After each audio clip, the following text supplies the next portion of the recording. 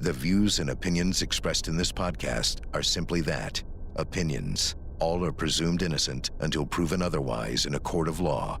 Sensitive topics are discussed. Discretion is advised. On this week's Court TV podcast, the hammer-killing murder trial came to a dramatic close with the jury convicting Mark Sievers of orchestrating the murder of his wife. Will that same jury sentence Sievers to the death penalty? And to Michigan we go, where Stephen Washington is on trial for the murder of Isai Berrones. But will some shocking testimony from an eyewitness scuttle the prosecution's case? And we have an exclusive update on the upcoming trial of movie mogul Harvey Weinstein. This is the Court TV podcast with Vinnie and Seema Iyer. Welcome to the Court TV podcast. Great to have you aboard. I'm Vinnie sitting across the table from Seema Iyer, my co-worker, colleague, and friend here at Court TV. Hello, how are you? Great. Full docket today here on the podcast. Oh, my gosh. This is big. It's unbelievable. At the end of the year, our docket would be so full, but it is. So.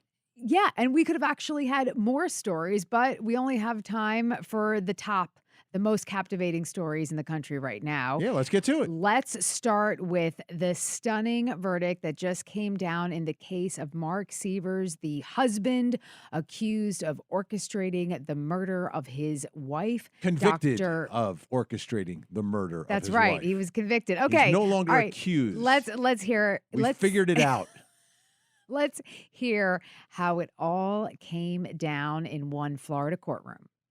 Verdict. We, the jury, find as follows as to the defendant in this case. Count 1, first-degree murder. The defendant is guilty of first-degree murder. Conspiracy. The defendant is guilty of conspiracy. So say we all, December 4th, 2019, by the foreperson. I love the way she said guilty in the first one. I mean, there was a little emphasis. Did you notice that? I did. And a lot of times, and you've seen this, clerks, they get riled up about cases. And this was a case to do it, because I don't think anyone was surprised by this. No, he was connected. And there was no reason for Curtis Wright and Jimmy the Hammer Rogers to murder Dr. Teresa Sievers other than for money. Money they were going to get from Mark Sievers, the doctor's husband, the stay-at-home dad who sort of managed her office.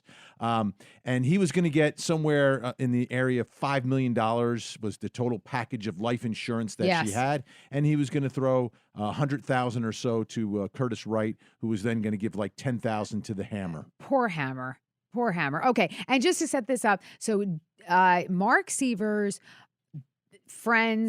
childhood friends, grew up in Missouri with Curtis Wainwright. Curtis Wainwright, at his wedding, this is when Mark Sievers is like, hey, dude, congratulations on the marriage. And BTW, will you help me kill my wife?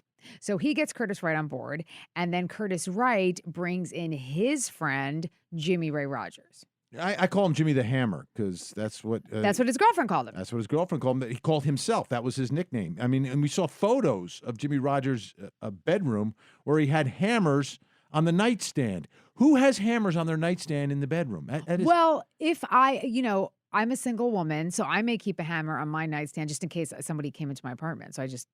Well, as a protective it's ridiculous. It's absurd. He's a murderer, and they got the whole crew. So Jimmy Ray was convicted at trial, but of second-degree murder. Curtis Wright is the one who took the deal and testified against Rogers and Sievers was convicted by the jury. What is surprising is Jimmy Ray Rogers, at least surprising to me, Jimmy Ray Rogers' jury, they took over 12 hours in the course of 2 days and ended up coming down with a compromise verdict of second-degree murder. And I say compromise verdict because we spoke to one of the jurors from that trial, Mr. Roberts, and he said that, basically everybody was struggling between first degree and not guilty, and then they settled on second degree. So that's fine. But the problem was they had to believe Curtis Right. That was the problem. Oh yeah, He they, was- and they hated They Curtis Wright. hated this They guy. hated Who him. doesn't hate this guy? Right, but correct. But they also said, Mr. Roberts, it was really interesting. And it's so interesting when you talk to jurors. I think this is the most fascinating thing. And definitely check out our interview on courttv.com because this gentleman was very illuminating. But he said that if they had more evidence that the Sievers jury got, that Rogers would have been convicted, in his opinion, of first-degree murder and maybe even conspiracy. And it was interesting because Rogers is the one, he got the cases separated. So he was so he was able to try his case without Sievers being there, which helped him out, I guess, in terms of what the evidence was in the case. I was surprised the Sievers jury, they went, I think, 4+ hours. I think they went like 4 hours and 15 minutes or whatever, which was like 4 hours and 10 minutes longer than I thought they'd be back in 5 minutes. I thought they would be back. They would go back, take a lunch order, It's a death raise penalty their hand, case. and They're go not back. going to take 5 minutes. Well, They're just not going to do it. Hold that on way. a second. I think that's the struggle. I think, and we've seen this now since our relaunch of Court TV, is that that has been the struggle, is the death penalty phase. And that's happening right now, folks, as we speak. The same jury that found Mark Sievers guilty of conspiracy and first-degree murder is now deciding, essentially, whether Mark Sievers lives or dies. Yeah, it's a tough decision. And I think another reason it takes some time to come to a verdict, even when the evidence is seemingly overwhelming, is that they're not lawyers. These are ordinary people, and there's 12 of them. Sure, yeah, Okay? that's a good point. And maybe 6 of them understood the jury charge. Maybe 8 of them did. Maybe 11 did. But maybe there's someone that didn't quite understand the instructions that the judge gave. Maybe there's some discrepancy about exactly what the facts are. So every jury that I've spoken to, and they go through it differently. I mean, there was a case that I covered up in Massachusetts where the jury was out the whole week. And what happened was, it was a long trial. It was like a month-and-a-half trial. But the jury was out for the whole week. They didn't take a vote until Friday. They deliberated Monday, Tuesday, Wednesday, Thursday, and then voted on Friday. They took their first vote on Friday, and it was guilty. And the reason was, this jury decided they just wanted to go through the entire case themselves. And they walked through all the evidence before they took a vote. When you say themselves, you mean together, though. Together, like the jury, together instead of what the lawyers and everyone else telling them. They did it themselves. Whereas if I was on a jury, the first thing I would do is say, "Hey guys, let's vote. Let's see where we are." But not all juries do that. But why? Okay, so where did you get that idea? Like from practicing or from What idea? Where did you get the idea that the first thing they do is vote? No. That's what I would do. Okay. If I ever got picked to be on a jury. But do you think that I don't think a lot of them do. Oh, I you think don't. sometimes Okay, they walk through this stuff. They try to figure things out. So they have their own ways. Yeah, but they're never told how to do it. We don't tell our juries how to deliberate, so they've got to figure it out for themselves. I'll tell you why people get that idea. From movies. Could be. Do you remember, I think it was A Time to Kill, where the minute they go out, they all sit down, I think, for dinner, and they're like, all right, let's take a vote. So I think a lot of people get the idea that the first thing jurors do is vote from TV and movies. Yeah, but it doesn't always work out that way, and I understand. They're not lawyers, and they kind of have to figure it out for themselves, and it depends on who their leader is, who they vote as their foreperson, and take it from there. But I've seen it done different ways in all these conversations I've had with jurors afterwards. Also worth mentioning, Curtis Wainwright has not been sentenced yet. Even though he gets the 25 years, the prosecutors still have to go through that plea deal and make sure that he abided by everything as it is enumerated in that agreement. And he's scheduled, I think, for February 2020, which is a while from now. Then Jimmy Ray Rogers is scheduled for his sentencing this week, and he could face up to life in prison. Right. So you've got 3 people all involved in this conspiracy. You've got Jimmy Ray Rogers facing life. You've got Curtis Wright, just 25 years, and Mark Sievers, the man who orchestrated it, the potential of a death sentence. And I almost think it's almost appropriate. The 25-year deal, I hate. It kills me. But I don't think without Curtis Wright's testimony, they could have gotten a conviction for Mark Sievers. And I believe he is the one most culpable. And I use Seema The old but-for test. Not the Oh, but-3, okay. not the but-2, Okay. but the but-for test. Okay. But for Mark Sievers wanting his wife dead, 100%. nobody kills her. Right. I don't know why people get. There is some controversy, when it comes to conspiracy cases about, he wasn't there. Why is he getting the harshest Right. punishment? But it is the but-for answer. It's absolutely the but-for. I also think this law was really interesting because the way the law was explained, and correct me if I'm wrong, but the law was read, told to the jurors, hey, Mark Sievers doesn't have to be there Right. to be a part of this. And I think conspiracy in general is really interesting because you just have to have the same goal. So, really quick example, if you and I are going to throw a party and you're in charge of entertainment, obviously, and I'm in charge of decorations, I don't have to tell you every single thing I'm doing. So if you say, okay, well, Seema, you're in charge of decorations. I want you to go to Party City, but I decide to go to the dollar store and buy all the decorations, I can do that. Right. But everything we do, we have same purpose in mind. Right. As long as we take a substantial step. Now, I can remove Exactly. myself from this party conspiracy if I say, Seema, But you have to tell me. I am not DJing Yeah. this party. I am not playing this Bollywood music. Not happening. Too many beats per minute. I can't keep up with it. No, I'm sorry. I am removing myself from the party planning committee. That's because you don't want to learn how to bhangra. Yeah. Because you have to learn how to bhangra to DJ Bollywood music. All right. Do you know what that is? It's the shoulder. The shoulder, yeah. The shoulder dance. Yeah, Yeah, you yeah. know that. Okay. I- All right. I could do it all. All right. Coming up, we're going to talk about another case we're covering here on Court TV because we're in courtrooms around the country. This one's out of Michigan. So good. It's good, but it really bothers me because this is a trial involving young people. Someone is shot and killed, and none of it should have happened.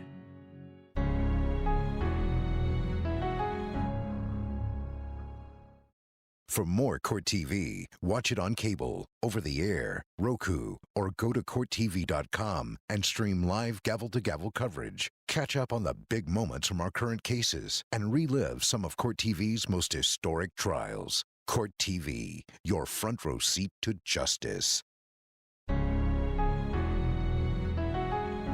Okay, on Court TV, we are covering a case out of Michigan. It's Michigan versus Stephen Washington. He's accused of shooting and killing Isai Berrones. And this is a case that troubles me because all the people involved are young. This is the victim is a student at Michigan State University, has his whole life in front of him. All the witnesses and other people that are sort of involved in this case, all young, and it's a case about what I call complete nonsense. No, you're right. Complete nonsense. And I'll give you the short version of this, folks.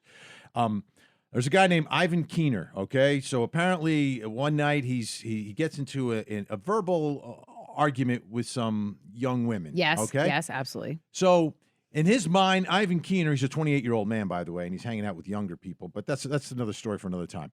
So he gets into this argument with these young women, and he says, "I can't fight them because Sure. I'm not going to fight a woman." So he calls up two women, Angela Kelly and Jessica Kelly, the Kelly girls, the Kelly sisters, okay?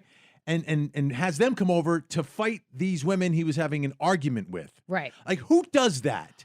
We're not in junior high school anymore. This is ridiculous. Especially because the argument started off as something so small. Aleka Chapman was with her sister Miracle, and they were bringing their friend Hannah home. Hannah was really drunk, and they were saying something really innocent to Ivan and some other women. The verbal altercation was like, "Hey, you guys, like, why did you leave your friend in this bar? She was so drunk. We were waiting for you," type of thing. Right. So it's an argument about leaving someone at a bar because they were drunk and by themselves. Why did you do that? Yeah. And somehow this escalates into, all right, now we're throwing down and we're going to have, all these women fighting each other. And the worst part is because of Ivan, he takes his cousins from the first location where Hannah lived to the second location. And they really, what's the word? Like he tracked them down. He tracked them down on a phone, I think. GPS, on right. GPS. The GPS. And he's tracking down the women that he wants his cousins to fight. And for no good reason. And it's all about nothing. It's late at night. This is stupid. It is stupid. So now they track down the other women and the fight starts. Okay, but here's the problem. And I'm just going to say this. The problem is when Ivan brought Jessica and Angela to the second location, okay, where the fight occurred. Where okay? the physical fight Where occurs. the physical fight occurred. Miracle and Aleka, those are, the other two women that were involved. Chapman sisters. The Chapman sisters, they were getting ready for bed. Yeah. Listen, I'm not blaming them. I'm just pointing out, okay, if you are getting ready for bed, if you are done, because Miracle in her preliminary hearing, she's like, I was done. If you're done, why get up and leave the apartment to fight? Right. Why? So this part is mind-boggling as well. But the whole thing's being instigated again by this Ivan Keener guy. He's the one who's pursuing it, instigating it, and inflaming an argument 100%. into a physical fight involving multiple young women. Right. In the middle of the night. In the middle of that, 100%. But I think it's always important to point these, little nuances out, because when you have an opportunity, and we've talked about stand your ground, we've talked about self-defense, but when you have an opportunity to de-escalate a situation, do it.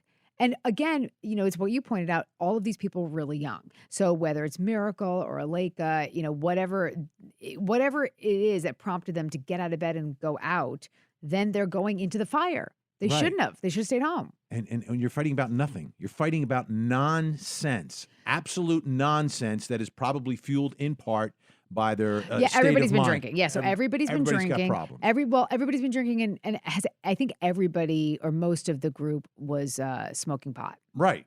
Okay. So now we get to okay. So a bunch of women are fighting. So why are we covering? How does Stephen Washington and Isai, the victim, how do they get involved?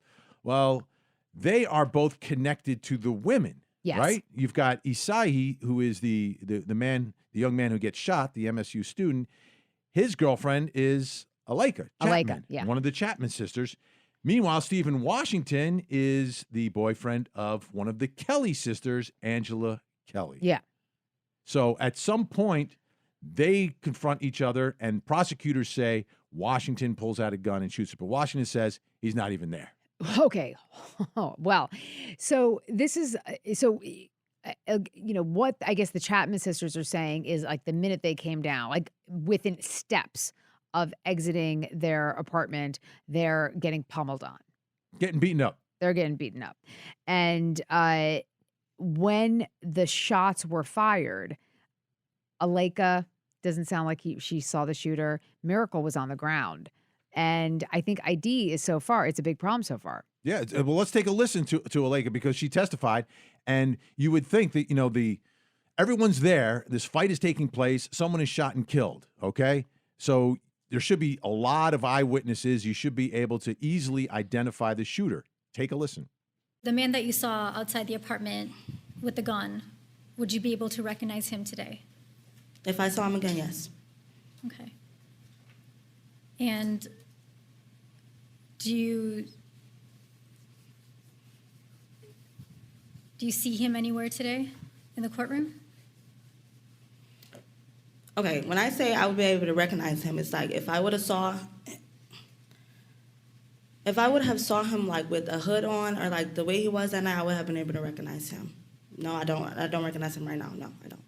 Okay, right now you don't recognize him. Okay. No, that's bad. That's a bad moment for prosecutors, but it's the truth. People are testifying truthfully. That's the one thing that I can respect here is that, the jury would expect the victim's girlfriend to be able to say, yeah, it's that guy right over there. Well, and I completely understand why she didn't, especially the more I learned about this case. It was really dark. Everyone's saying it was really dark.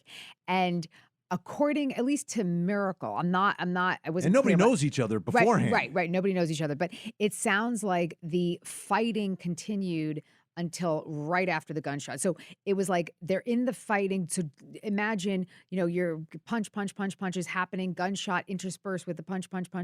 And then after the gunshot, everything stops. So after the gunshot, everything stops. People run away. Yeah. But wait, we have to talk about this because I think this ID thing, there's no way you did this. There's no way you as a prosecutor kept asking when you knew the answer. You know the person isn't going to identify the defendant. You're not going to be like, hey, Seema, are you sure? Are you sure? Seema, hey, Seema, look around the courtroom. You want to look again? Just one more time for me, Seems. Come on, look around again. That is not a seasoned prosecutor. Right. And it is what it is. You just have to accept the facts as what they are. And they've got some other people who will be able to and have identified the defendant as being the one with the gun. The problem is who they are and what they're related to the case. One of them is Ivan Keener. Okay, this is the guy, again, who instigates the entire thing, gets an immunity deal from prosecutors, and is now one of their star witnesses.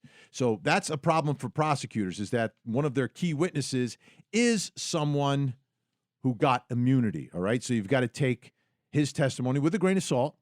Have to. You need other corroboration around that. You can't depend.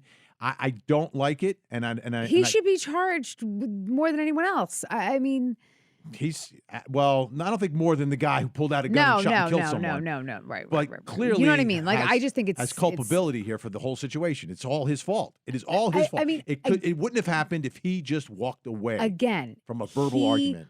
Called the cousins. He brought them to his location. I call it the first location. And then he takes everyone to the second location because he wants to pursue the fight.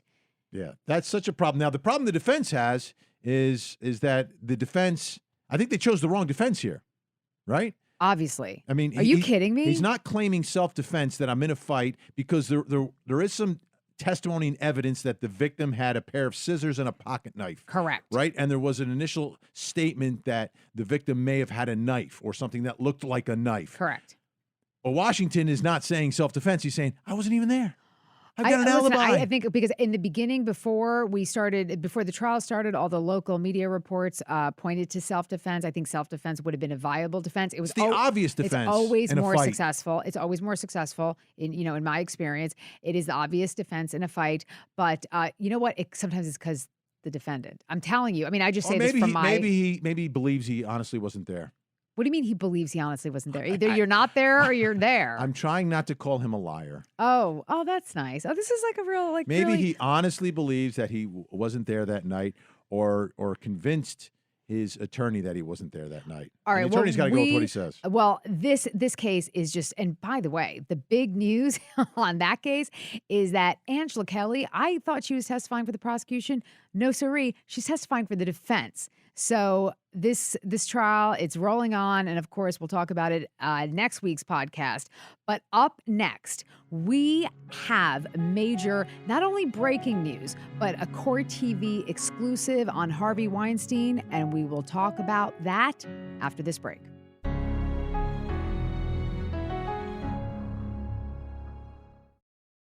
Follow Court TV live over the air, uninterrupted. If you're watching television with an antenna, just rescan your channels now to add Court TV. And go to CourtTV.com to see the exact channel position and more ways to watch Court TV in your area.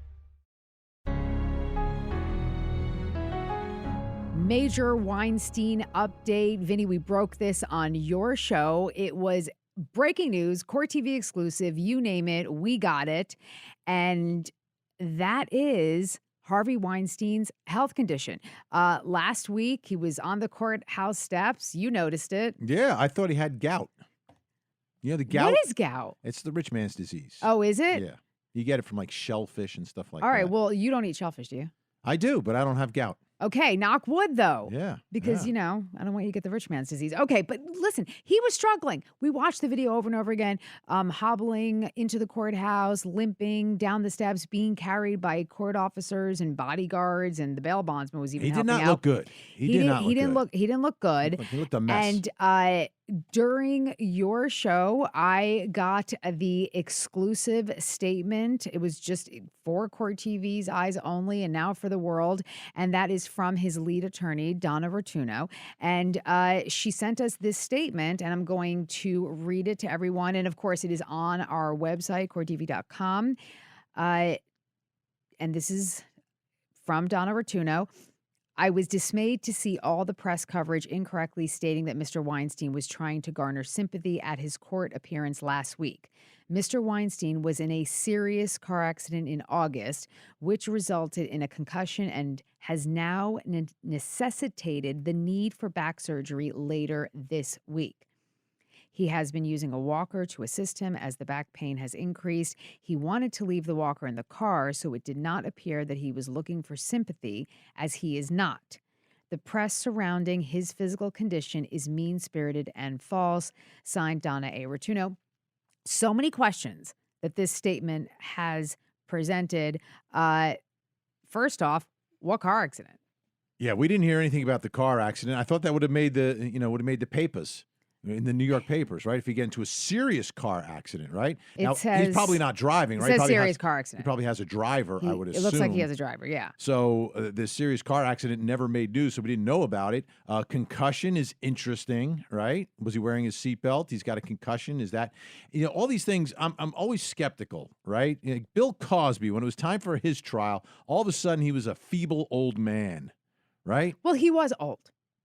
Yeah, but before that, I mean, he was still doing. He wasn't young before that. He was tour still dates. old. He was doing tour dates. The guy was doing old. stand up.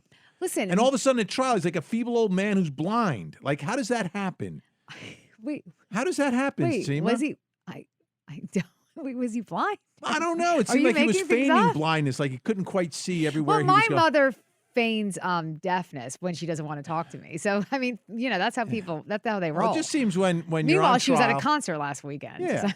Same thing happens with a lot of. She was, like a rock concert. Who did she go see? It was a Bollywood star. Oh, okay, okay. So, the same thing happens with these mobsters, right? They're running an intricate conglomerate of organized crime, right? With respect, everybody respects them. They look up to them. They run the whole thing, and then all of a sudden they're on trial. They show up in their pajamas and they can't walk. That's why I think there's a lot of reaction to Weinstein, whether this is legit or not. That's why people react that way, because we've seen the routine before. Hold on a second. It's seen it. It's Uncle legitimate. June. It's legitimate because Donna, as an officer of the court, is not going to send a national television network a statement if it isn't true. Yeah.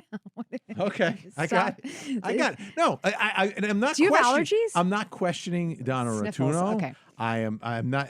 What I'm doing is telling you why the public and people like me will respond a certain way when there's a the public and me respond a certain way when there's a defendant, celebrity.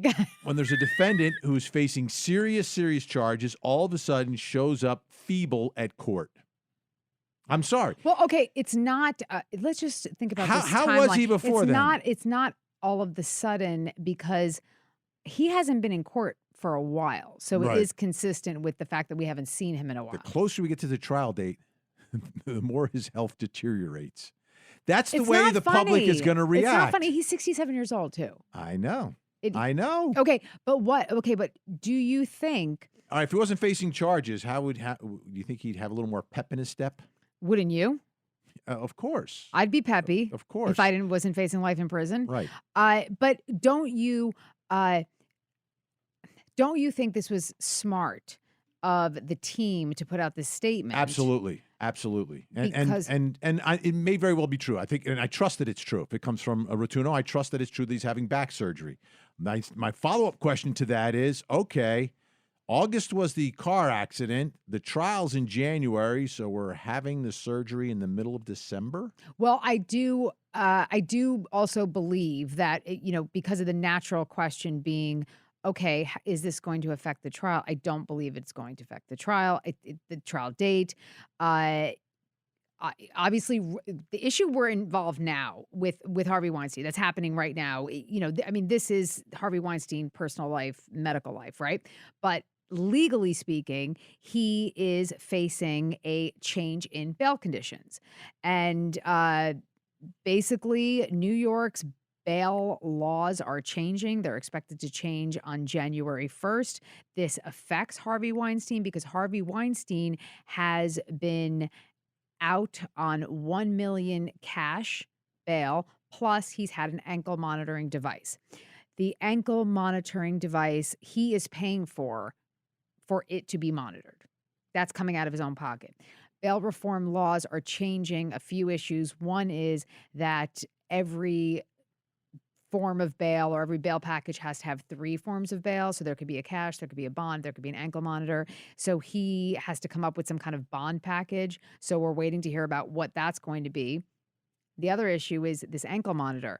It can no longer be paid for by the person, but there's some, I'm honest, this is very confusing. I have the bail reform law in front of me, but it's confusing because the bail reform was put forward in April of 2019. So they're basically not changing everything till April of 2020, which is after the trial is presumably over. It'll be over. So this is what's happening now. Yeah, and it's all very confusing, and he needs to be out on bail because he needs to get that surgery done.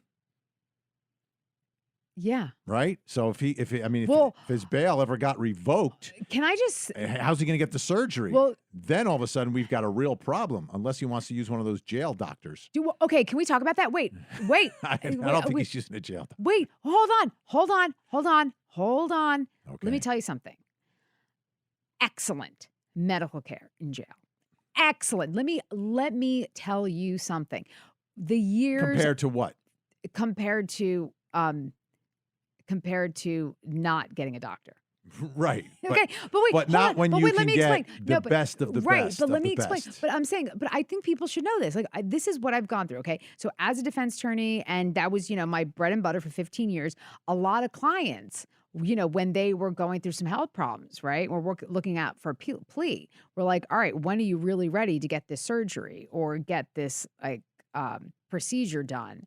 I think they maybe even do LASIK surgery in jail. I don't know. But I'm telling you, I've had clients where we've strategically organized their health care to get free medical care. Yeah, I can understand. And can you blame them? Yeah, I can't blame them. He doesn't need anything free. He has money, so he can pay for the best. Okay, but I will tell you, and this is another thing. And it's elective surgery too, I would think, right? Back surgery. It's probably elective surgery. It's not. It's not like breast augmentation. It's not elective. He needs it. But it's for pain management. What are you talking about? It's for pain management. It's not life threatening. It's not life threatening. How do you know? We don't know.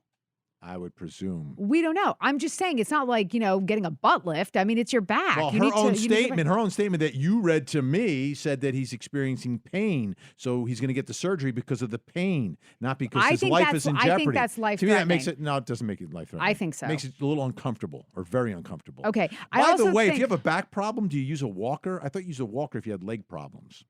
It may be both. And by the way, hello, Dr. Politan. Back pain sometimes radiates into the legs. Yeah, so the sciatic nerve. The sciatic sustained. nerve. A little sciatica. Okay. So, in between your legal journalism, you can go research that. I'm a doctor of jurisprudence. That's what I tell my children. They refer to me as doctor. Dr. Dad. That is true. Juris Doctor. We have Juris Doctor. So we are like doctors. So we are like doctors. All right. Well, so the bottom line is we got this. Was there pressure in your family for you to become a doctor? That's a great question. No, because my dad was an engineer. Oh, okay. And honestly, they didn't. I don't even think they thought I was going to go to college. They thought I was going to be a dancer. Look at that. Full time. Yeah, I think they were surprised. They both were like knocked socks over when I said law school. I don't think they thought I was going to graduate. I'm being serious. Wow. I don't think they. And then I went to law school in California. And I didn't take the bar there. And then I went back to New York and I said, I'm going to take the New York bar. And they both simultaneously, and these two people who really disliked each other agreed on the point that they didn't think I was going to pass the New York bar. I mean, they really looked at me. They were like, you barely graduated from law school. What makes you think, in California, what makes you think that you can take the New York bar and pass? They were really, really scared. But and shockingly, I passed on the first time. It was there you go, unbelievable. You know what? I shout out to Peeper Bar Review. Because of that man, I passed the bar, and that's the only reason. Okay, but where were we? I think we were talking about you Harvey asked Weinstein. Me the question. I love talking about my parents. Yeah.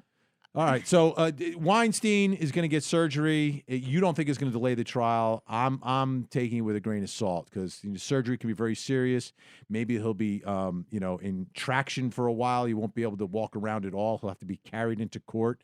Like when you lay down on one of those things. Those contraptions, yeah. Yeah, one of those contraptions, and they'll bring With you the to court. leg is hanging Yeah, out. and I think that happened in one of the mobster trials as well. He was Okay, we laying have in bed during his trial. Okay, we have something to look forward to. Here we go. All right, when we come back, I was debating whether we should even talk about this. Because he's Next so one. annoying. Yeah. So annoying. But we have to address it because we are Court TV, and this was a huge trial, a huge story, and it reared its ugly head one more time in a publicity stunt. George Zimmerman back in the news, and he's filed a lawsuit for $100 million against Trayvon's parents, the prosecutor, Trayvon's parents' attorney, and of course, one of the witnesses in the trial. We'll talk about this ridiculous lawsuit when we come back.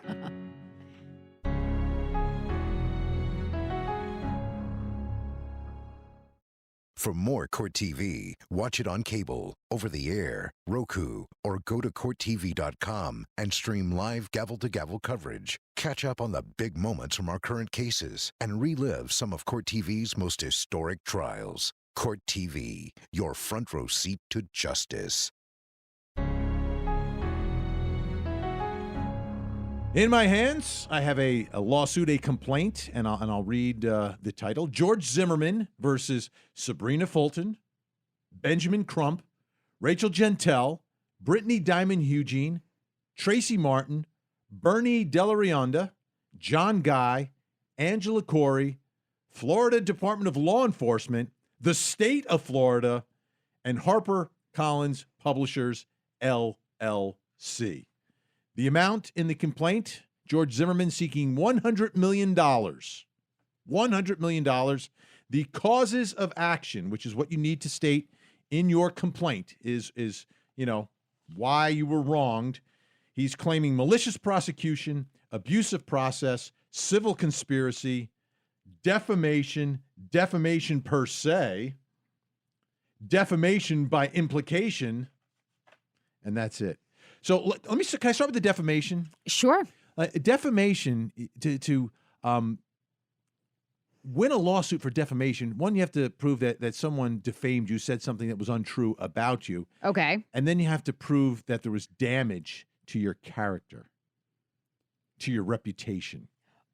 And part of what Zimmerman is saying is that the damage to his reputation has been evident since post-trial. Can't get a job. People vilify him in the news. What kind of job did he have before the trial, I think is the question. Like, what changed in his circumstance? He was like a self-proclaimed... Well, he was the self-appointed neighborhood watch guy, but you Right. don't get paid for that.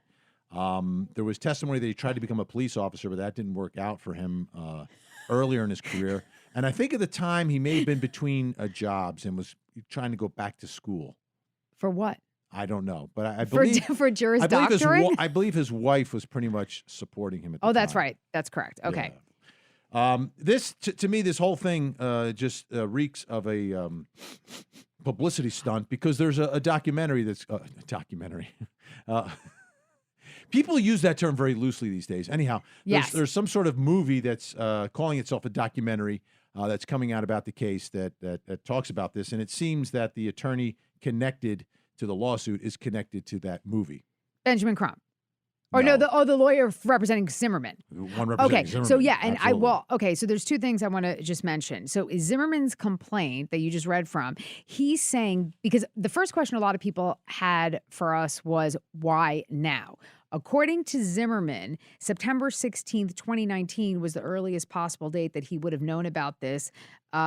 And he found out about it on October 15th because that is when he became aware of the book that was published by Benjamin Crump, who was the lawyer, or perhaps is still the lawyer for Trayvon Martin's family. Right. So they're saying some stuff is revealed there that is uncovering this huge conspiracy against George Zimmerman. And this is revolving around the witness, Rachel Gentile, who we all remember testifying. She was a very compelling witness. I mean, she really got to me for sure. And basically, she was the last person that spoke to Trayvon Martin before he was killed.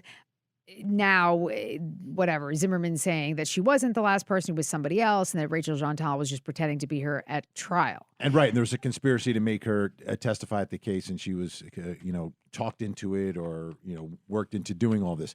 Hey, I spoke with Rachel Jeantel after the trial for like 45 minutes, did an interview with her, and it was tough. I mean, the difficulty for her was she found out about it afterwards, and then she realized that she was the last person to speak with Trayvon, because she's on the phone with him. It's just a normal conversation where Trayvon is walking back from the convenience store, and he's talking to her, and then all of a sudden this guy in this car starts following him, and Trayvon tries to run away from him, and eventually there's some confrontation in which Trayvon Martin is shot and killed by George Zimmerman. I just want to note one other point, and that is the lawyer representing George Zimmerman. His name is Larry Klayman, and he is a conservative activist. He founded the watchdog group Judicial Watch, and the Washington, D.C. Ethics Committee of the bar is reconsidering his license and suspending him for 2 years. All right, so he's got some issues there that he's dealing with. I don't know the facts surrounding those. What I do know are the facts surrounding the trial of George Zimmerman. And at the end of the day, to me, this was a case that could have been won. So if you're talking about a case of defamation and where people are trying to destroy George Zimmerman, this was a very close call. The jury saw it the way they did. They found reasonable doubt, which is the standard in a criminal case. But in a civil case, the standard is much, much different. And if George Zimmerman actually goes forward with this, he would be subjected to depositions, which I would love to see. And there is, again, just to be clear, there is nothing that we have seen that corroborates his allegations against Rachel Jeantel. Right. And we'll continue to follow this if anything comes to it. Will. I just think it smells of a publicity stunt, which is why I don't want to spend a lot of time on it now.